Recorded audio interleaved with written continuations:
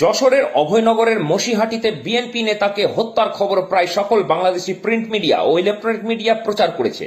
হত্যার মূল কারণ ছিল ঘেরি দখলের দ্বন্দ্ব, কিন্তু হত্যার পর ওই গ্রামের 20 থেকে 30টা হিন্দু বাড়ি ঘরে আগুন ধরিয়ে জ্বালিয়ে দিয়েছে ও লুটপাট করেছে এবং একটা হিন্দু ছেলেকে অপহরণ করে নিয়ে গেছে, যাকে এখনো উদ্ধার করতে পারেনি পুলিশ। কিন্তু মজার বিষয় হলো, হিন্দুদের বাড়িঘর পুড়িয়ে দেওয়ার খবর কোনো ইলেকট্রনিক মিডিয়া ও জাতীয় প্রিন্ট মিডিয়া প্রকাশ করেনি। এই ঘটনাটা যদি অন্য ধর্মের বাড়ি ঘরে ঘটতো এবং ঘটনাটা যদি হিন্দুদের মাধ্যমে একদম সংগঠিত হতো, তাহলে এতক্ষণে তুল কালাম করে ফেলতো সরকার। ইসকন জঙ্গি ও হিন্দু জঙ্গি ট্যাগ দিয়ে পত্রিকাগুলোতে হেডলাইন করতো লাল কালি দিয়ে বোল্ড করে।